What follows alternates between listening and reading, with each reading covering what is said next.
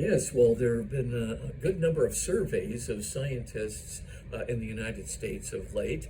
A very important survey from the Pew Research Center, looking at the American Association for the Advancement of Scientists, found that among scientists overall, 51% declare themselves to be believers in God or a higher transcendent power.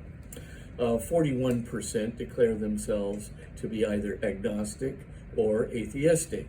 About 21% declare themselves agnostics, and 20% declare themselves atheists. So clearly now the scientists overall, 51% believers, only 21% atheists.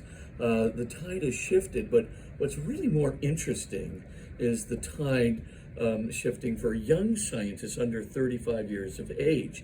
There, the Pew survey found that 66% of young scientists declared themselves to be believers in God or a higher transcendent power. Only 15% declared themselves to be agnostic, and 15% atheists. And then when you shift to the doctors, that's even more interesting. In two recent surveys from the National Institute of Health and another one from the Finkelstein group, they found that 76% of doctors declared themselves to be believers in God or a higher transcendent power. 12.1% declared themselves to be agnostic, and 11.6% declared themselves to be atheists. That's that's over 3/4 of the community of doctors now view themselves as believers. And in that group, 2/3 of them actually practice their religion. So 2/3 of the 76% practice their religion. And here's the most interesting one of all. There used to be such skepticism in the medical community about miracles. Today, the Finkelstein Institute with the NIH study, with the NCS studies, actually found that 74% of doctors believed in miracles, past and present. So clearly, the science is no longer contradicting or even in conflict today with religion or faith. It seems to be in a very secure harmony with the majority of the scientific community, and that's really an interesting transition. And there are many reasons for that. I mean, the doctors say, of course, near-death experiences. And now we have, by the way, the New York Academy of Sciences has now published a peer-reviewed study of the other peer-reviewed studies that have come out from medical journals, and basically said, yeah, there's a likelihood that your consciousness is going to survive your bodily death. This is coming from the New York Academy of Sciences proceedings. Just saying, things have really changed. But the doctors see this frequently, and they have no way of explaining how these patients know, how did you know that your dentures were in that drawer? Because I saw it. How did you know there was a train passing by the hospital with a sign on the back of it with an arrow pointing to the right as the train went through the snow into a grove of trees off to the right? Well, because I saw it, and that was, by the way, a little 16-year-old boy named Brad Burroughs, who was blind from birth, sees for the first time, gives a perfectly accurate description of what's going on outside the hospital when he's in the operating room. So, of course, now even the scientific community is being convinced. So that's a big one. I also was told by a doctor that the reason he thinks so many of his colleagues believe in miracles was because he sees it about once every 2 months in his own practice in one form or another. Now, of course, these are not official accounts of all of these things, but the doctors know pretty much this is just, this is not normal. This is something that goes beyond what we can plausibly explain naturalistically through a scientific explanation.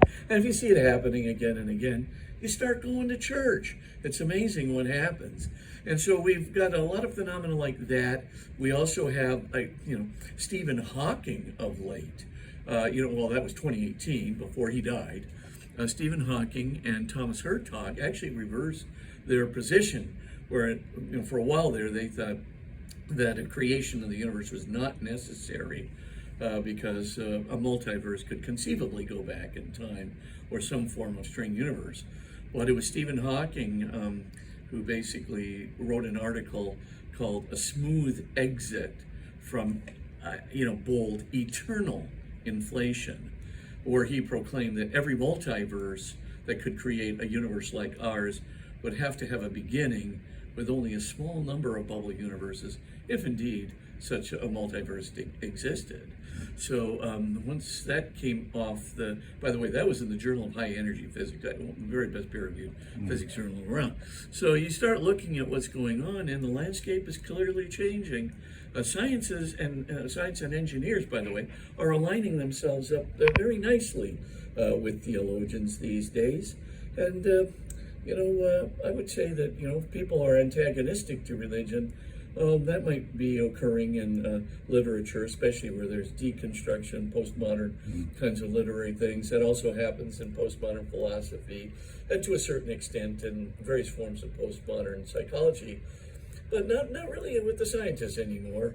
There's so much evidence now for fine-tuning of constants for life, and so much evidence from physics and cosmology today that Alexander Vilenkin, from the BVG proof, the Board of Vilenkin and Guth proof, he put it this way. He said, it is said that a good argument will convince a reasonable person, and that a proof will convince even an unreasonable one.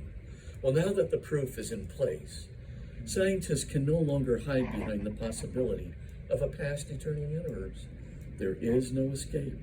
They'll have to confront the reality of a beginning. And that beginning, I don't have to tell you, leads pretty nicely to a creator. After all, if prior to the beginning, physical reality was nothing. Now we're talking about not physical reality, not just this universe, but physical reality, if it's a multiverse, a string universe, in the higher dimensional space of string theory, an oscillating universe, expanding, contract, all of those things. And every single one of those models of the universe have to have a beginning. So we're talking about physical reality as we can conceive it in any kind of an expanding or static system. All of them require a beginning. And that's a very interesting thought, because prior to the beginning in physics, physical reality would be nothing. Now, the second thing we know is if physical reality was nothing, the only thing that nothing can do is nothing. So physical reality could never have moved itself from nothing to something, because when it was nothing, it could only do nothing. And therefore, something else, third point, something beyond physical reality itself, something which not only transcends physical reality, but physical space and time, will have to move physical reality, whether a multiverse, just our universe, a string universe, will have to move physical reality from nothing to something. And that would be a very intelligent something else. It's a very intelligent, transcendent reality that comes very close to what we might call a creator or God. Thank you very much, Father. That was wonderful. Quite welcome. Was I looking in the right place? Amen.